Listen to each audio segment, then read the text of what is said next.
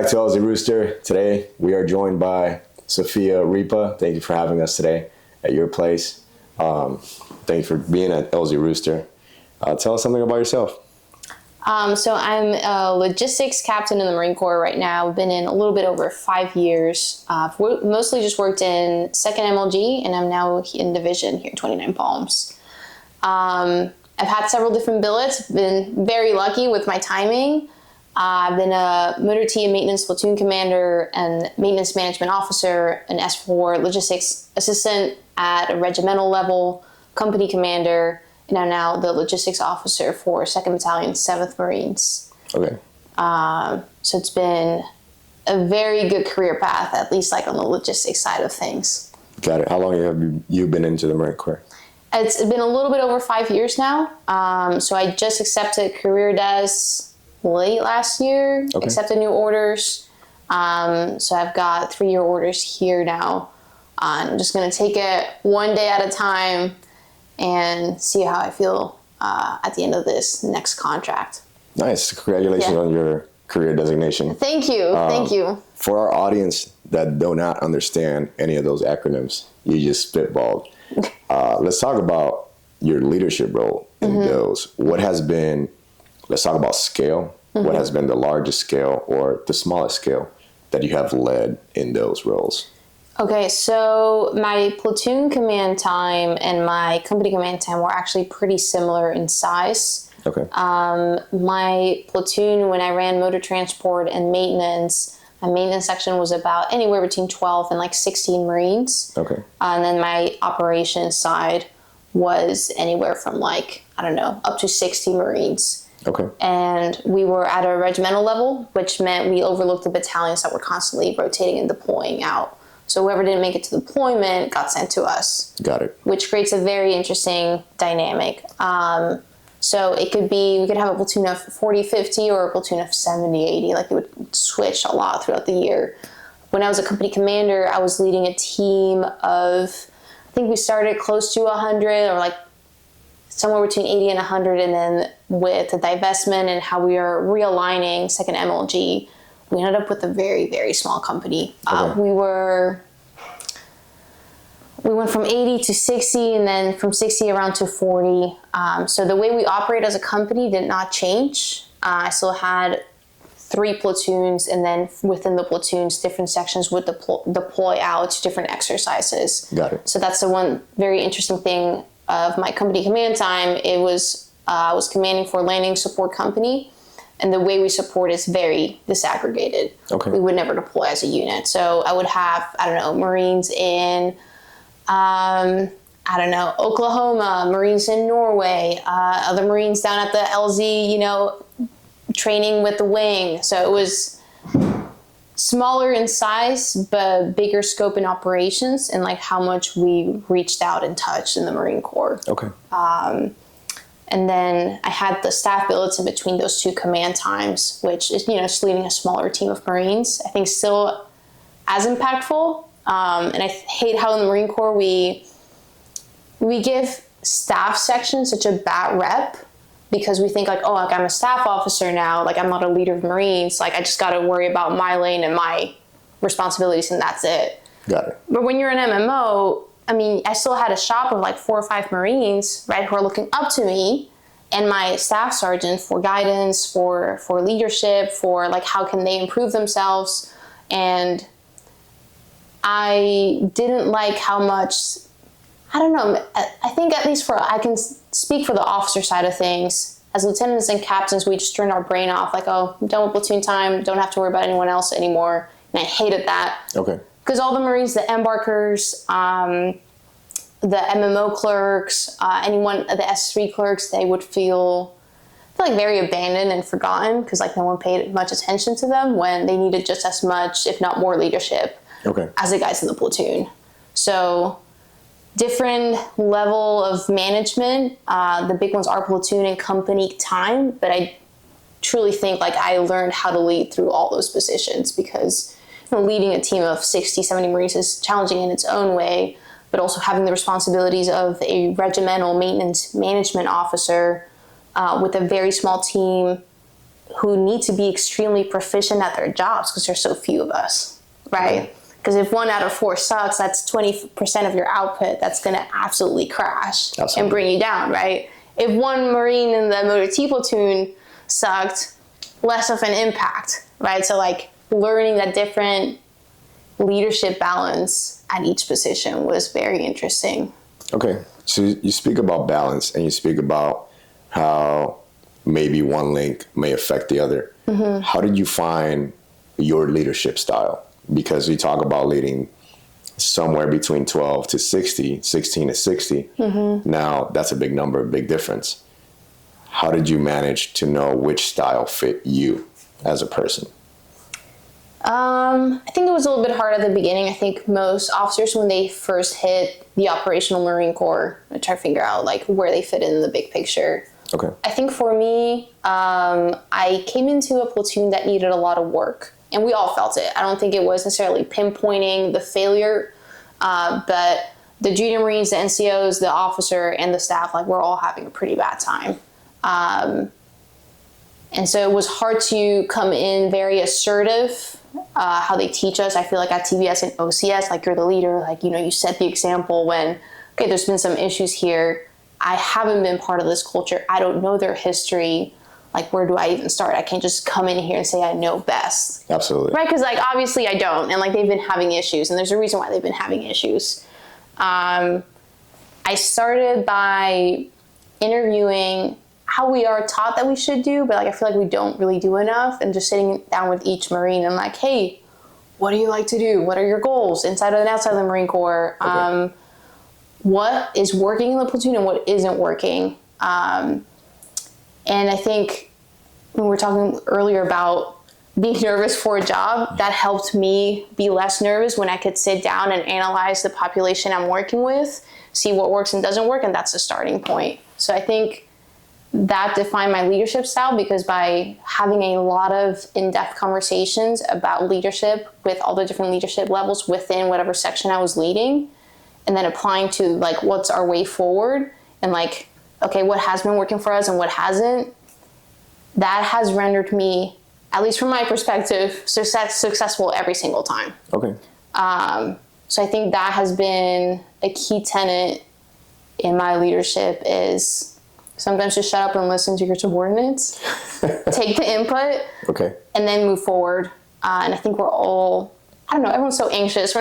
They're excited to get started on the job. I think, you know, they really pump you up at TBS. Like, you know, you're going to take on leadership. You're going to be in the front of the platoon. Like, you're going to be this great thing. Like, you're going to be the best. And then we get there and we're so eager. And it's like, slow down, stop, listen, figure out how you fit in best and how they can probably improve. And I mean, the Marines give you the answers every time. Like, they know what they need to improve on, right? They're smart people. Like, we're often around the same age group too. Okay.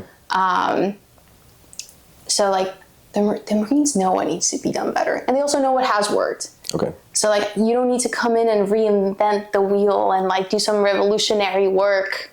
They're going to tell you what they need help with. Did you know that at first, or did you learn that through a little bit of tough times? Probably a little bit of tough times. My first approach, it's funny because I just did this today, at least for my section.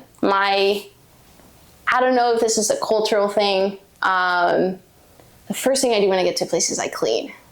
It's just it's a good like cleansing, like it's a new start. It's about having a lot of pride where you work. Okay. I always start with my section first, like my section, like whatever my desk is. And then I'll watch the Marines for a little while, and then I'm like, okay, time to clean. And then when I tell them to clean, but it's not quite at the level I want, I'll give them a few iterations of that, and then I normally end up stepping in, and I'm like, this is exactly what I expect. Get it to this level.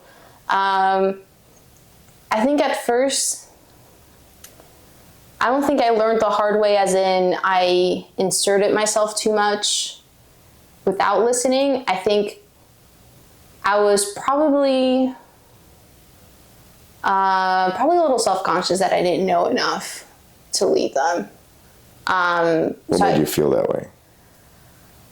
Probably just a gap in experience. So yeah, I had a degree, you know, I went through like all of our leadership courses in the Marine Corps. You know, like there's a paper saying that, you know, I can lead Marines. on paper.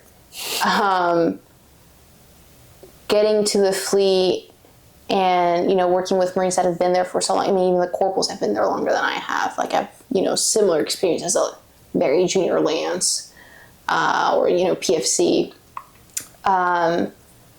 And I knew it was not the greatest working environment that I was walking into. And they always tell you to trust your staff and COs. And so that's what I did, because I didn't want to think that, you know, they had any of the issues. And they did. So I think I wanted to be the cool lieutenant that gets along with the Marines and like listens to their staff and COs and there's no issues. And I think 2 or 3 months in, I realized, oh crap, like the issue is much closer to the command team that I realized. And the only person who can change that is me. Right? Like the corporal's not going to tell the staff and CO like, hey, I don't like how you manage this, like probably change it. Okay. And I think that harsh reality and seeing my platoon fail, not at an astronomical level, but like seeing them struggle through like very basic things and then affecting my Marines' lives, I was like, okay, like it's okay. I need to be the bad guy. And it's not because I know better. It's not because I have a degree, so I rate to tell them what to do. It's because I was put in a position to affect change when it's needed. Absolutely. And I saw it. So like now, because I knew what could be done better, it was then my responsibility to do so. And I had to find a way to make that change effective. Correct. And I think that's the hardest thing in leadership. It's like, okay, I know what needs to be done better, but how do I create buy-in? Okay. So you talk about the accountability piece. Mm-hmm. And I can agree, definitely. Holding someone accountable sometimes can be, okay, why do I have to be the bad guy when you should just be doing the right thing regardless? But when you talk about you're defining command culture, command climate. Mm-hmm. How did you realize the impact you needed to make between the two? So now you have a bottom-up refinement approach into an aspect because, yes, you are the higher lieutenant in charge of the enlisted, but you also understood how the enlisted or someone else was failing at something. How did you create that culture for the better while holding them accountable? I started by doing the most lieutenant thing I could have ever done, and that's assign them to read a book. Okay. And they hated me for it. I quickly realized they were probably not going to read whatever I assigned. So the workaround I found was I'm just going to assign 1 chapter a week, and I'm going to schedule a time that we're going to sit down and discuss this book. And about an hour or 2 before the discussion, I would reach out to a random Marine. I'm like, hey, dude, you're going to lead the conversation today, and you're going to call in these 2 people. Have questions ready. And they would frantically read the chapter, right? Because obviously they hadn't read it. You remember the book? Legacy. Yeah, it's a good, easy leadership management book. And I happen to have had the PDF file online, so it was easy. Like I can just print it out and like give it to the Marines, which is probably illegal, but we won't get into that. I thought you were going to say message to Garcia or something. No. I couldn't be too basic, but assigning them the chapters and then assigning a group leader to start the conversation. And then we would all sit out in the motor pool. It's very hot. It's not really like a classroom environment, but we made it work. We just sat on the floor. It was awkward. I let them dwell in that painful, awkward silence. Okay. Like I wasn't going to pressure them to like talk or like, okay, who else? No, I'm like, hey, like if you guys don't want to talk, like we're going to sit here until someone talks. And what ended up happening at these book discussions was all the grievances came out. You know, because we started, I don't know, the group leader that I assigned for that day would talk about like, well, you know, let's talk about cleaning the shed, like cleaning your own place and like taking care of your own area of responsibility. And then maybe, you know, one last corporal would say, well, I don't really think everyone's doing that here. You know, like a big moment of pause, and then someone else would chime in, and then like we'd slowly kind of start complaining about each other, but like give feedback. And it was amazing. We didn't even do it that many times. I want to say maybe we did it 3 or 4 times. But it worked. It worked because it gave the Marines a platform, a pretty, as even as it could be in the military, because I do believe there's rank for a reason, but a pretty even platform where they could tell the master sergeant, the staff sergeant, or the sergeant, or the corporal, whoever it is, like, hey, this process that you put in place doesn't work because of X, Y, and Z. You're not seeing the third and fourth order effect. Got it. Or the staff sergeant could say to the lance corporal, like, hey, you don't understand that when I task you this, it's because there's a really big picture in place. And while it might seem like a dumb, trivial task to you, right, there's this like a really important operational impact that you're having. For sure. And you being difficult makes it difficult for everyone above you, right?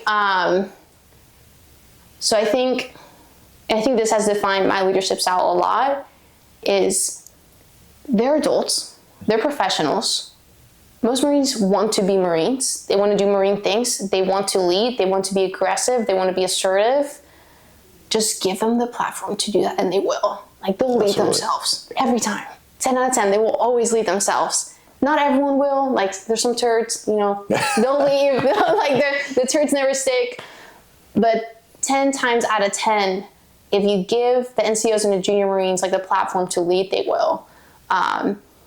So it's easy for me to take credit for all of this, but like at the end of the day, like they just talked it out and figured out better ways to run the platoon. Absolutely. There were a lot of really, really good sergeants from one of the CLBs and a staff sergeant who's now a gunny who came in and like absolutely helped impact that culture big time. But I do think it started us just being honest with each other in a professional setting about what we could be doing better. And we did the same thing when I was a company commander. I had amazing lieutenants, pretty good staff, and the constant complaint in the Marine Corps is that sergeants and like NCOs aren't what they used to be. Like, we're kind of tired of hearing that. Like, okay, get it. Because who raised those NCOs? The staff, right? Oh, yeah. Or the captain or the major, right? Like, those are the people that raised those NCOs. So if they're not where you think they should be, it's really your fault to an extent, right? Because like you set a culture that allowed for a very, I don't know, relaxed or like unaccountable type of culture. Correct. And I was very lucky that my staff and my lieutenants were on the same page with me. We're like, no, we know our sergeants can do a lot more. They can handle a lot more. We know our lance corporals and corporals can handle a lot more. And once we gave them the platform and like, no, like if we have an LS mission, landing support mission, and there's an HSC, a helicopter support team commander, and he happens to be a lance corporal or a really young corporal, it doesn't matter. Like that should be the person briefing the battalion commander on how the mission's going to go down. Absolutely. Every time. I know my lieutenant can brief. I know my staff NCO can brief.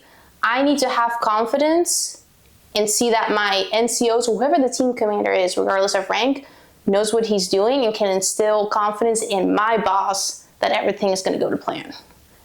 I like that. Amazing. It changed everything. Again, like, all we had to do was give time and power back to the lower ranks who knew how to execute. They just need a little bit guidance, like a little bit, okay, let's practice some briefing points. Let's practice like what this should actually look like. But every time you give power back to them, it fixes itself. Absolutely. Every so you time. bring up 3 things that are very essential to building a team. And those are providing trust in those subordinates or even your peers. Mm-hmm. You have providing a purpose. Once someone knows their purpose and their worth in the team and that they are trusted, they're going to work for you even harder, right? And the last thing being a little bit of guidance. You, in my opinion, have provided all those, even to the lowest level, to get them to lead and brief a plan. How much pushback, if any, did you get the first time you were like, I want that guy to brief instead of the lieutenant? The first time I ever did that, I was a lieutenant. I'm one of those, I don't know who I thought I was as a lieutenant. I don't know if we all come in with this like audacity that we're like, I don't know, that we're someone. I definitely had quite a bit of audacity for the amount of time I had in. And I remember, and I still have so many people hated me for this. We had to brief, we're doing a convoy in New York. We were training in Fort Drum, New York, and we were supporting the headquarters platoon that was acting as like an infantry section to go train at a nearby like urban scenario. Okay. It was a significant convoy, as in it had a significant amount of vehicles, but it was a very simple movement. And I was the motor transport officer, and they kept assigning me these convoys, and I started getting frustrated because I know how to lead a convoy. I know how to do convoy briefs. At logistics school, we do them all the time. We do them at TBS. And at the end of the day, it's like, really my Marines running the show most of the time. I'm there for more like, control, or like just in case something goes down. Absolutely. And then I realized, why am I doing all the work? I think, I don't know if my new lieutenants are going to hate me for this. I'm big on delegation. I think it's so important. And so I thought, I have too much on my plate right now. What a great opportunity to give this convoy to one of my NCOs. I pull in Corporal Benitez, and I'm like, hey, Benitez. And I didn't even ask anyone. I just de facto, I'm like, I'm not doing this. Corporal Benitez, you're the convoy commander. Choose an assistant convoy commander. And we, like, no kidding, went through the whole TBS brief, and like I gave him a TBS crash course on orders in like 3 days. He was nervous. He kept me accountable. He's like, ma'am, we got to wake up early. You need to go over this with me, please. I made him build the terrain model for all the units that were briefing that day, and we're doing a rock walk, a rehearsal of concept walkthrough with the staff, and it was all lieutenants or captains briefing. And they're like, okay, Motor T. And they're like, expecting me to brief. And I'm like, okay, Benitez, it's your turn. And, as a corporal, and like we're with the regiment, so it's an 06 commander, right? And I think they knew he was going to brief. I think I was working with one of the first sergeants who had a really good relationship with the command team, and he gave him a heads up that like, hey, it's going to be a corporal. And we rehearsed it so well with Corporal Benitez, and he did amazing. The terrain model was amazing. The briefing was amazing. He instilled confidence. I think the convoy went decently well for like one of his first like big time convoys. And some of the captains were pretty upset with me. I got some attitude. No one ever told me I couldn't do it. And I think that's why I got away with so much crap all the time, was no one told me outright, you cannot delegate this task, right? Okay. Or you cannot have an NCO lead this, right? So I was like, well, until you tell me I literally cannot do this, I'm going to keep doing this. For sure. I did it again as MMO. I was trying to get to it where I wanted my MMO clerks to brief, not necessarily the big readiness brief, but I wanted them to be able to give updates to the commander, Got it. Whoever was in charge. Because I shouldn't be the only one able to brief this major brief we're always working on every week. Like, you need to be understanding this too. You're not just plugging in numbers into a chart. Absolutely. You need to understand the information. That's how you can better support all the different sections with maintenance, how you can predict or see like what are the trends we're seeing, the patterns. That's how you're going to be an effective manager of maintenance. Then again, and I think I got really lucky when I was like a company commander. My BC was all about giving control back to the NCO level. Okay.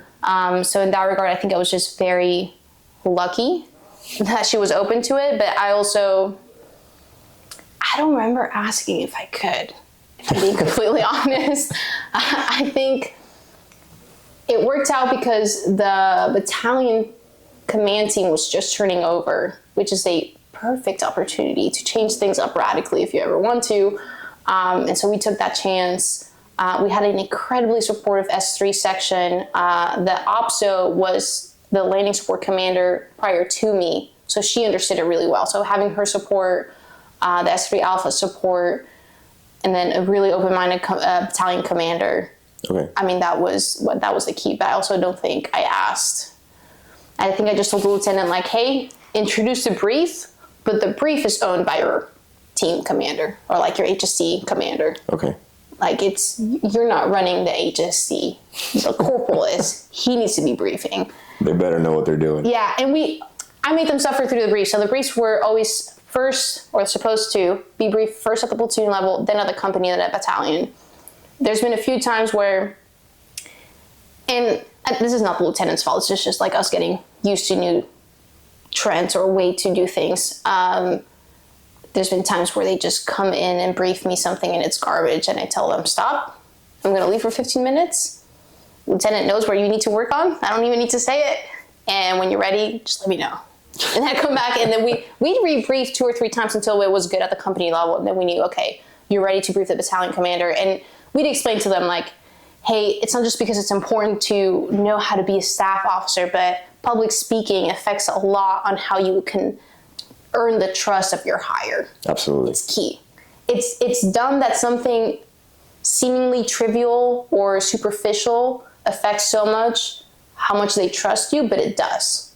Get used to it. If you're going to be a staff, whether military or civilian, you're going to need to know how to do this. So, like, let's get this right.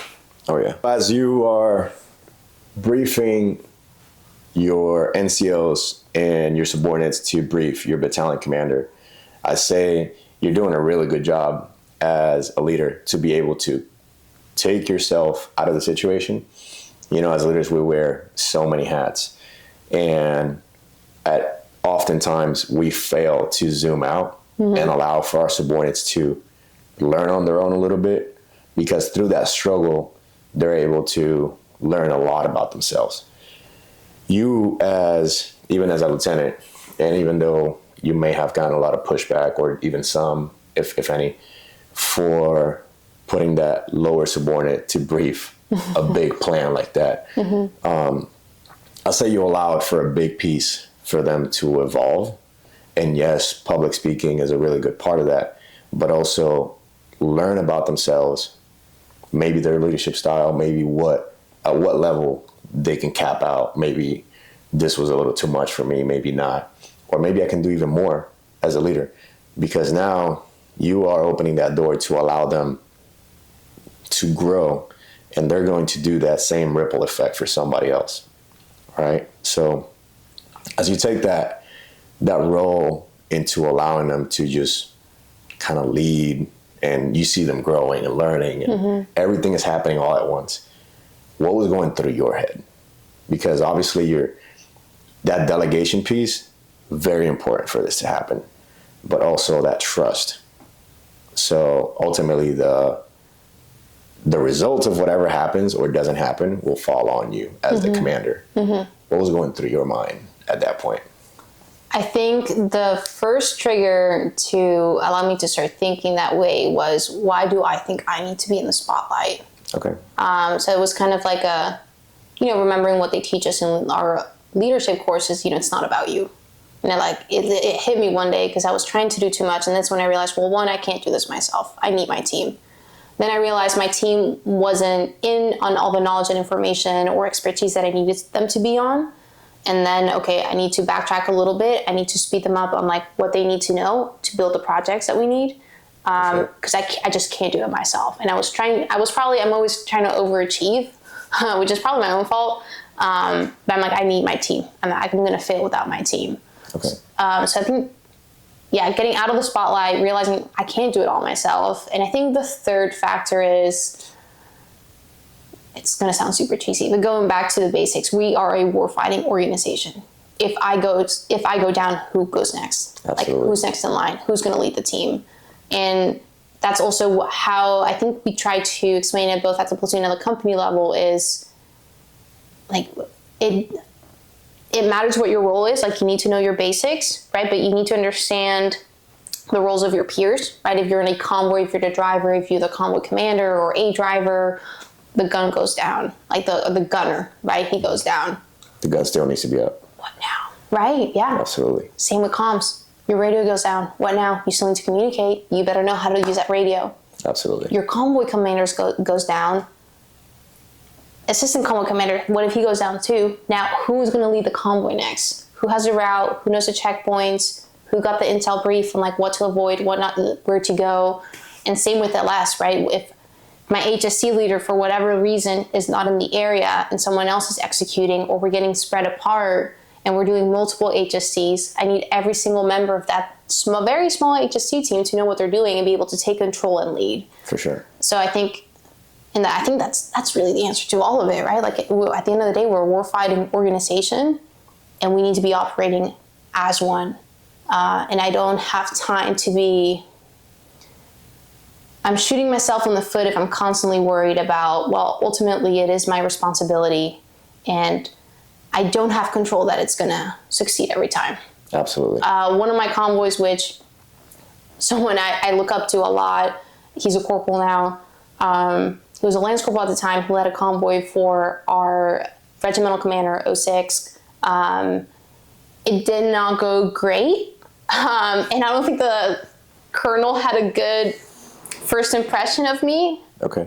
She was very understanding that like she has a really extensive combat background. So I think she understood that like, okay, this is a different generation that hasn't necessarily done a bunch of combat convoys out of Afghanistan. Makes sense. That it also allowed me, I don't even think I told her that it was I didn't say like it's the Lance Corporal's fault. No, like we all failed, right? Like, okay, like I didn't prepare him enough.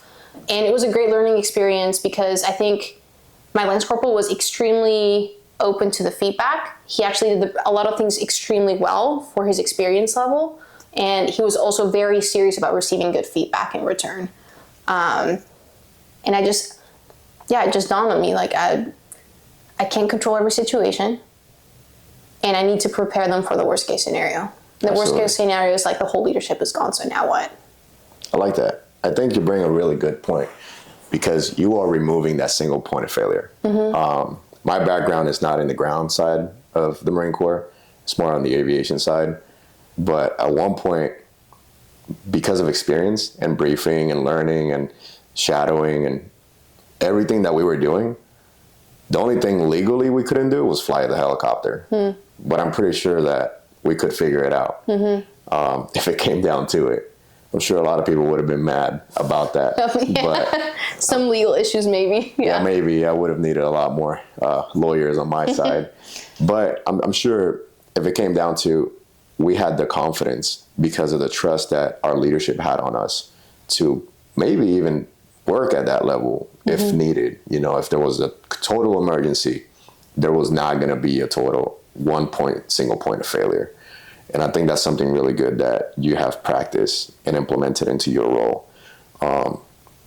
Regardless, we're talking about the war fighting aspect of the Marine Corps. But the reason we're here today, we know you have your page on DO4, Expeditionary Leader. Mm-hmm. I want to ask you, what, in your own terms, is an expeditionary leader? Where does that come from? Great question. I think, honestly, at the beginning, I was just trying to come up with something clever that didn't sound too cheesy. Something cool. Yeah. And at first, so I have some other friends that run some other pages anonymously, so I won't say who they are. But I wanted to be MOS focused originally. It was going to be logistics focused. And then I realized what I'm truly passionate about is leadership management and teaching the basic things. Because I felt like I got to the fleet with, some of the tools, but honestly not enough of the tools that I needed. And some of them were very basic wickets that I think anyone could have taught me at any time. I just kind of learned through failure or just reaching out to a lot of people. And I think the username ended up working really well because I think everything Marine Corps wise is so geared towards an expeditionary mindset of quick, light, fast, cheap, whatever it is, whether it's logistics, whether it's ammunition, how we move, maneuver, warfare, whatever it is, it needs to be light and still effective. And I think it worked out with the page because I'm able to send out very quick snippets, right? It's a page in my notebook that I use as a company commander. And it's just me taking notes. And I think it's pretty basic stuff. I think it's basic stuff that a lot of people do know. But a lot of us who haven't had good leaders ourselves, and that's how I felt. I felt like I didn't really quite have that top cover teaching me those things. Okay. And I'm like, okay, I don't want any other lieutenant to go through that. And the good thing is, since I was stuck at TBS for a while, I had earned a bit of a reputation that I kind of knew what was going on because I had already done one iteration of the basic school. And so a lot of my peers would still reach out asking for products, asking for whatever it was, because they knew I had a link to the age group ahead of us. Okay. And I got kind of tired of sending so many emails out Of the same stuff. Of the same stuff. And I kind of had created like a template email for some of the products I was sending out. And I'm like, I'm just going to put this online. It's too much work. So anytime someone asks for something, I created, the web page in conjunction with the Instagram page, and I upload my products on there. It's nothing's classified. It's all like open source. But yeah, it essentially became expeditionary leadership. Because like anytime someone needed something, I send them the link. I'm like, hey, you need an award example? I got you. Here's 6. You became the go-to. Yeah. So I've seen the Instagram page, and it's a lot of pictures of your notebook. Yes. When did you start journaling? Or when did you realize, okay, I like writing this stuff to make sense? Because if you look at my notebook right now, it's not going to make any sense. I probably don't even remember what I was trying to write. So when did you start organizing it to make it physical, like available for somebody else? Quite honestly, it was never like that. It's all up front. It's just for the page. You heard it here. You heard it here first. I have this smaller booklet, and when I first commissioned, I felt like I was getting so many like good pieces of advice from veterans, because I was with the recruiting station for a little bit, so we'd go to all these little conferences, and they're like, oh, I was a young lieutenant once, or like, oh, I'm a retired gunny, and like they would give us a lot of really good advice. Okay. So I just number it. Number 1, listen to your enlisted. 2, this was from the Navy, a Navy captain, female captain. She's like, always carry your own bags. Just little things like get your own coffee, take out your own trash. Ask for advice. And like every time I get a snippet, I'd add it. I think I'm at number like 200 now. And I try to update it every now and then. I'll go back in and I'm like, okay, what are some of the key like wickets that they taught me? And every now and then when I'm having a hard time, I'll like review it, and I'm like, oh, like I've totally forgot about that one piece of advice, or like, oh, that's very applicable to what I'm doing now. Like, let me apply it. That's probably the most organized my notes have been. And then I think at first I thought about making videos. Okay. I'm posting them on Instagram, but I didn't like the idea of my face being tied to a page, because I didn't want it to turn into something about myself or my image. I want it to be strictly about the material. Got it. And I probably was a little bit nervous about like, putting my face out there, because I think social media still, and I think it's a lot more accepted now, but it's been a point of adaptation for a lot of the older folks. So Absolutely. I was a little bit worried about that. So I'm like, okay, like what's the easiest way I can do it? I'm like, I'm going to write a 1-pager. And I always use the same pens, the 4 colored pens that you tap down the color that you're using. I have my ruler. Very old school pen. It's very old school pen, yes. And I sometimes sketch it out a little bit, but mostly I'm just like, okay, 3 points on how to turn around a toxic leadership. 6 things you should hit when you're checking into a unit. Like very basic stuff. And the Marines loved it, and a lot of people would like ask me like, hey, can you post about this? Can you post about that? And most people thought I was a male infantry captain.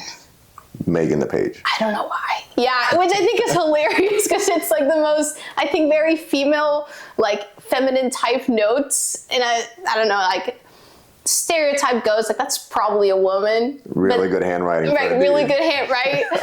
But besides the stereotypes, they still thought I was a male, which I never took offense to, because probability-wise, you're probably right if you're going to guess it's a male. So like, whatever. I don't think it's really a point of contention. But it was just funny, like, sir, can you write on this? Or sometimes they'd ask me advice, and like, hey, I'm going through this infantry course right now. And I'm like, hey, dude, thanks for reaching out. I'm a logo. I know nothing about the infantry. I'm so sorry. Here's some really good point of context. You can reach out. And I thought that would make a lot of people stop talking to me, realizing that I wasn't who they thought I was. But I'd say like 9 out of 10 times they'd still reach out, and they're like, oh, okay, my bad. Like I didn't know you weren't infantry. I didn't know you were a female leader. What are your thoughts on this? And I'm like, oh, they still want to talk. Absolutely. I was like, I think I had some hard time adapting to a mostly male dominant environment. That just opened up, and this is going to be very cheesy, it just opened up my heart to the Marine Corps all over again, because they could care less who I was. They just saw material online that was helpful to them, and they wanted more. Absolutely. And that's all they cared about. And I was like, wow. You know, like, it doesn't matter what I look like. It doesn't matter what work I do. It just matters that we're here to, like, try to help each other out, and we're not gatekeeping information on how to be successful. Absolutely. What has been your most successful post? I think it's the one. I'll give you my opinion later, but what has been your most successful, the one that's given you the most engagement? I want to say it's either one of the Fit Rep ones. I remember I posted that right after or closely after I counseled one of my brand new staff NCOs, and I ripped apart her comments that she submitted in her Marine Reported On worksheet. And I posted it out online, and it got a lot of traction. And it was like, oh shit, there's a way to write these. I think either the Fit Rep one or how to turn around a toxic environment. I wrote that on the airplane. And I think I was dumb enough to pay for Wi-Fi because I was like too bored out of my mind on this flight. You were ready to send I was ready. I was like, it looked great, like not too much turbulence, so it looked good. The lighting was great. I was right by a window, and I posted it, and that one got shared to a lot of civilian sources too. And I started getting a lot of civilian followers after that. Okay. So I think those are my most popular. I like that. I personally, the one that was sent to me the most, because a lot of people, so I didn't know about your page. Mm-hmm. I was walked onto your page mm-hmm. by a lot of followers that I have personally. Mm-hmm. A lot of my friends have left the military. Mm-hmm. So as you may know, the longer you stay, the lonelier it gets because all your buddies end up leaving. You posted something about getting out of the Marine Corps. Oh, yeah. Yeah. And it was funny at the time because one of my friends was about to EAS, mm-hmm. leave the Marine Corps. And you described something he described as the darkest day in his life. Mm-hmm. So, in my opinion, that one has really good value and meaning. Not that the others don't, mm-hmm. but there's a lot of enlisted and officers that are maybe getting ready to leave and start their next journey. Mm-hmm. And that has been a really good platform to connect that. So that way, in my opinion, that expeditionary part, you're working in all facets of it. Mm-hmm. You're not just honed in on write a fit rep. Yeah. And let's check into a new unit mm-hmm. and figure this out.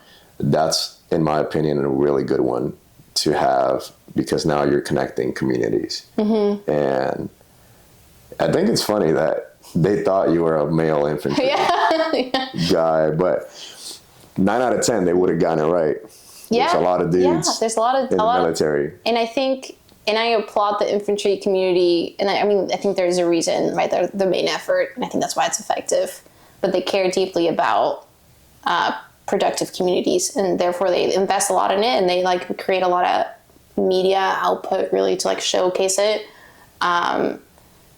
And I wanted something similar, and I definitely learned from that. But it's funny, that post, my last day in uniform, I wrote that when I was pretty sold on getting out. Okay. Yeah, I was ready. I think this was like after TRS. I wrote that my last day in uniform.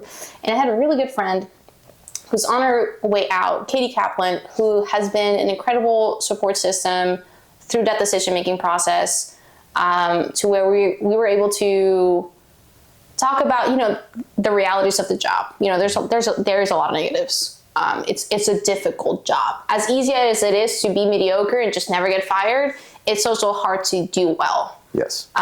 You're taking a lot of responsibility that maybe some others aren't willing to take, and you're doing it for the same pay and double the time, right? That takes a lot of sacrifice, and I think can be a big effect on your mental health. So we were talking about our journey on deciding on getting out, and I had such terribly negative conversations with not my direct leadership, but with a lot of people that I worked with, or even like worked somewhat near with, when I told them I wanted to get out.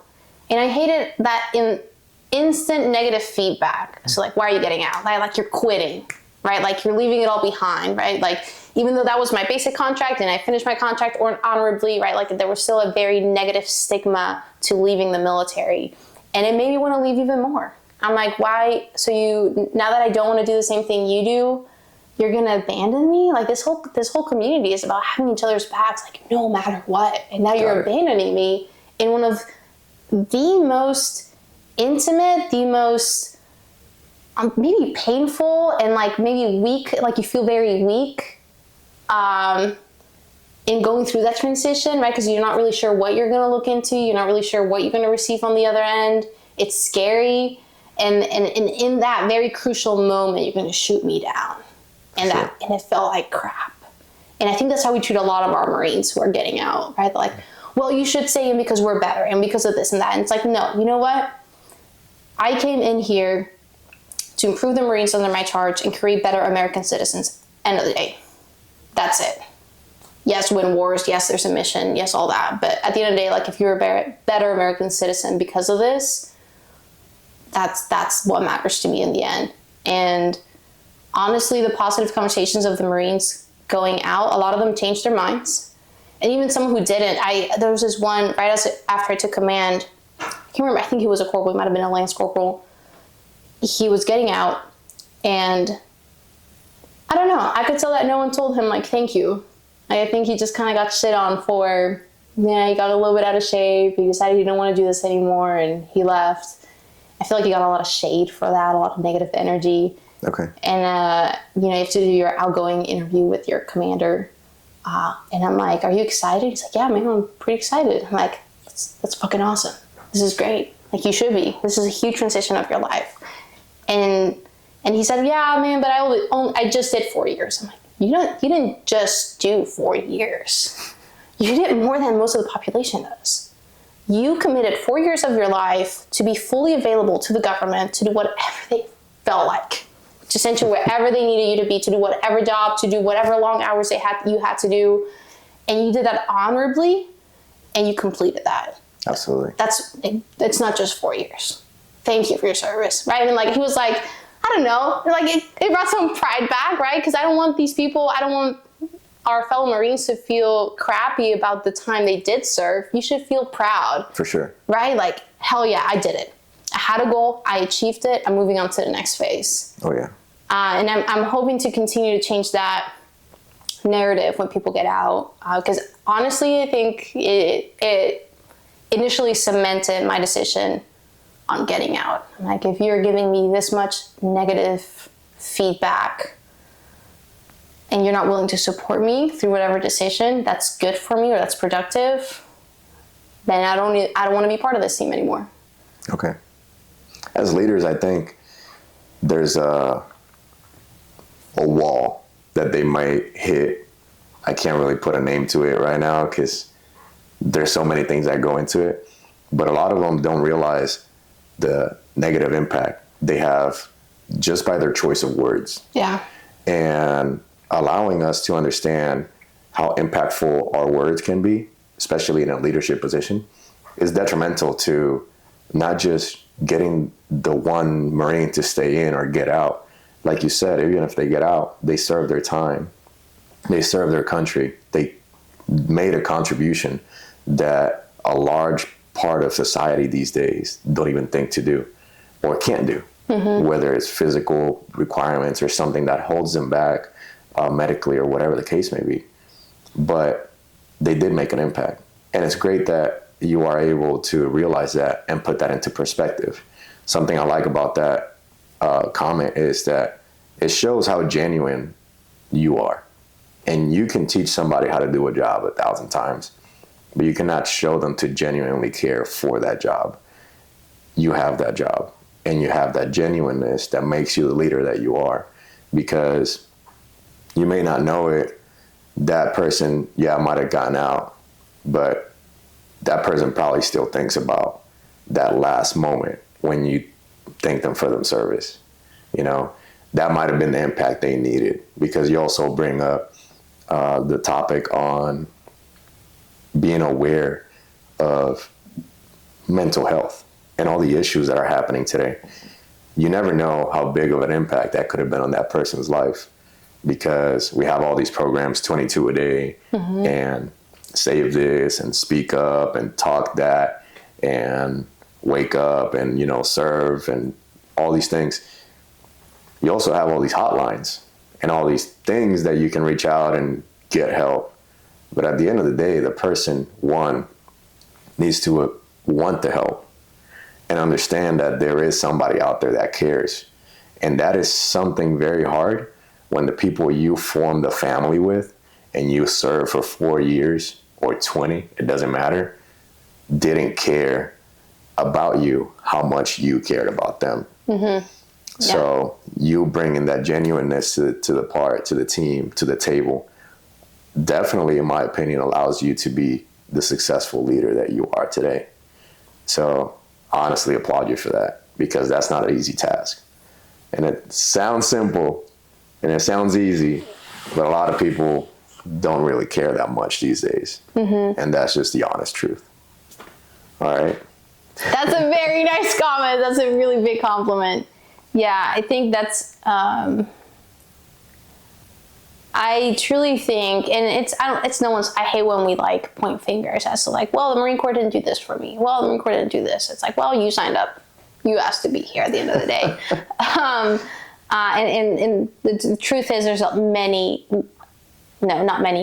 all jobs, all workplaces have flaws. But I definitely felt when I was deciding to get out, I felt like I had gotten my heart broken several times by the Marine Corps. Okay.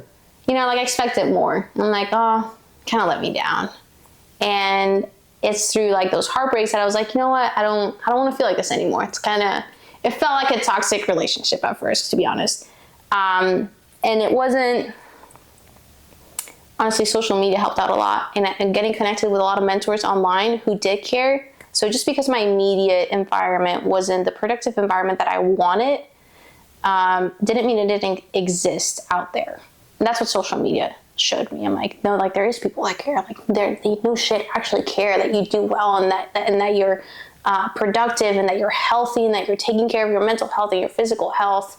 And I think what ultimately made me want to stay in, or part of the reason why, was I don't want these heartbreaks to happen to other people. If I can prevent another, whether it's a section or a platoon or a company, whatever it is, I can prevent them from having the same heartbreaks I had, at least for a few more years, that's worthy enough of a mission. Because I've seen sections be incredibly productive and incredibly healthy and incredibly positive, and it is so rewarding.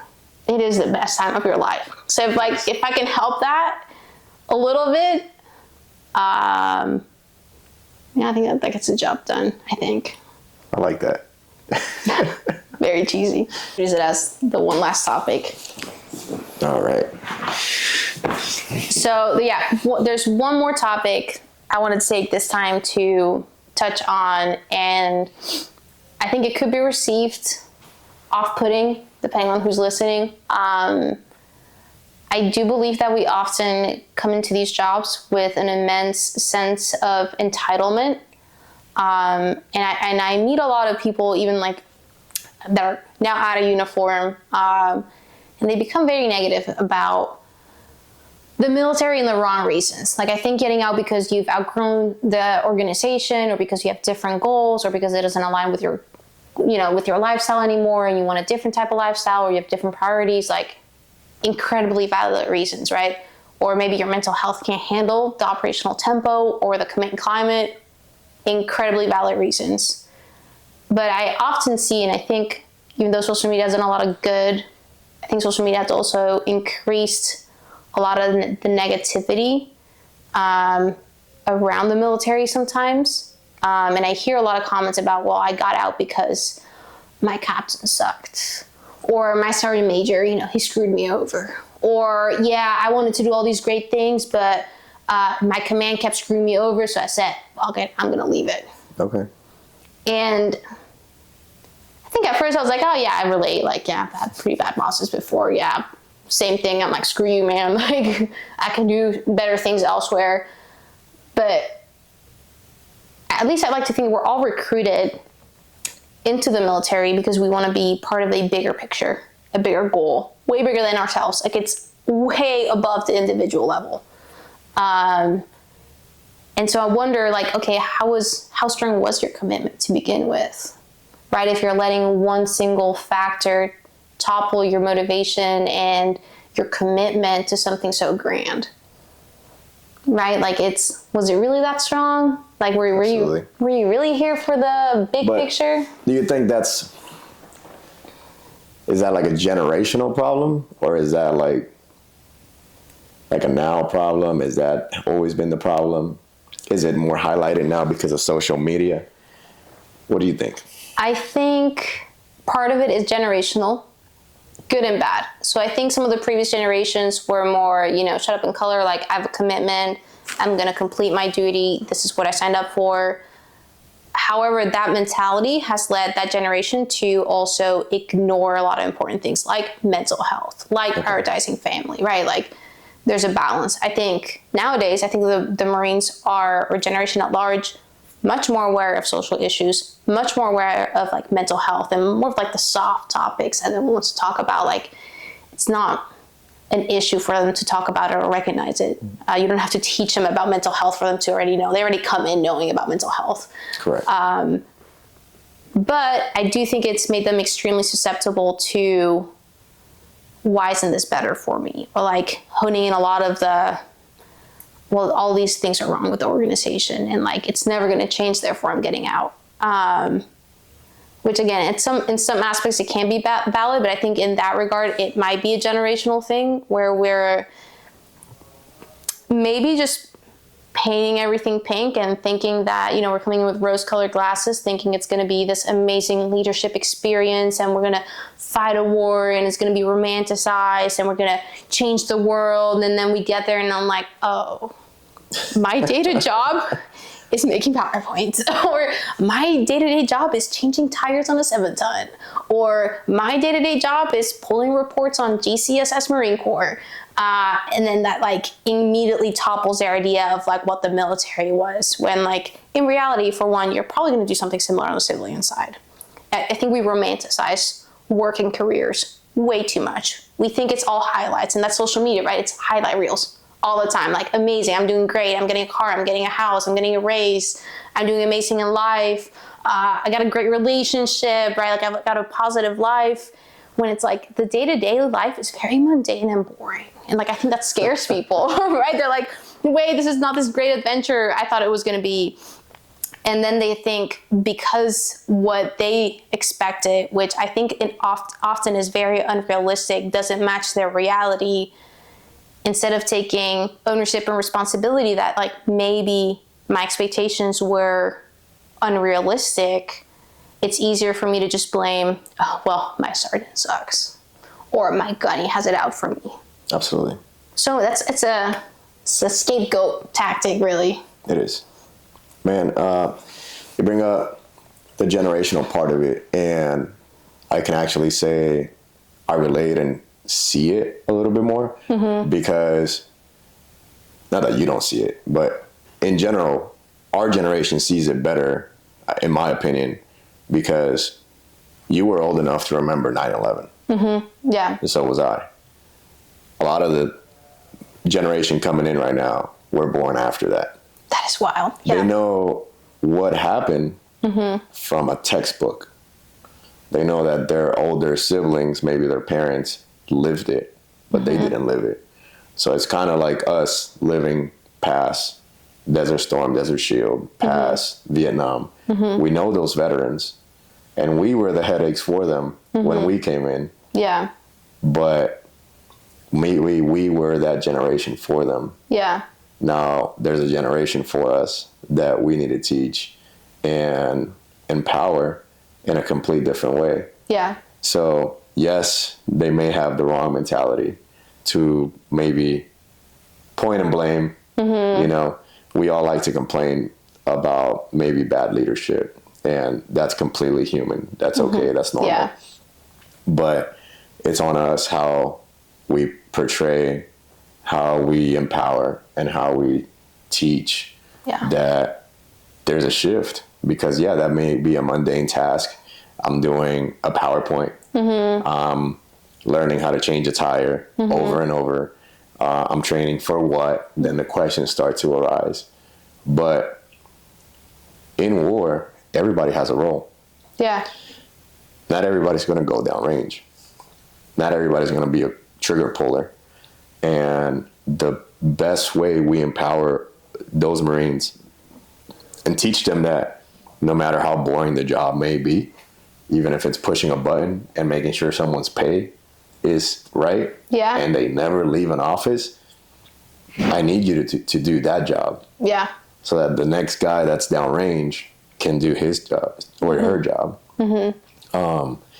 And it is harder for us to paint that picture when we are training in a cycle that doesn't allow us to show them the benefits for that. Yeah. And even in a time of war, a lot of Marines got out because they trained and trained and trained, and they never got to go out. So I think they share something in common. We share something in common. I think it's more of a, how do we go about it? Yeah. The mentality. Because just as we can have a toxic leader that makes their life hell, their toxicity from the bottom up can make the organization even worse. Yeah. So I like that you bring that up. I think that's a really good topic to discuss. We can maybe do a whole podcast on that later. But you definitely, I would say, kudos to you. You definitely have the right mentality. You have definitely, you're shaping your path to go the right route. You are making an impact in so many ways that you may not even see possible. Just like you said, sometimes you serve because you want to be a part of something even bigger than yourself. And I think you bring that to the table right now with having not just your page and the Marines and even other branches that you're impacting. Yeah. You're bringing something to the table that I want to call awareness into, why didn't I think of this? Why didn't I think of teaching somebody how to do X, Y, Z when I know what it is? And now I need to scroll through Instagram or this blog to figure out what she wrote about it, you know? So I think, in a sense, you're actually allowing higher leaders to realize, have an oh shit moment and kind of like put into perspective of like, wow, is this not happening? It's very easy to sit in an office sometimes and send what you want to happen, but sometimes you get short-sighted or even tasked with something else, and you don't get the opportunity to walk out there and see what's actually happening. So I think social media does a really good job of bringing that up to light. Yeah. It may bring up to light some negative things as well, but I think we need those as well to better analyze and see, okay, what is really going on in the forces? What is the bottom guy giving me that I can now use and make it better for everybody else? Absolutely. So I want to say thank you most definitely for having us here, opening your home to us and our audience. Is there anything else you would like to share? Nah, if there's something wrong, go fix it. Stop complaining about it. That's probably it. There you have it. She doesn't like people complaining. So definitely thank you so much. And then that's it. Awesome. Thank you. Good.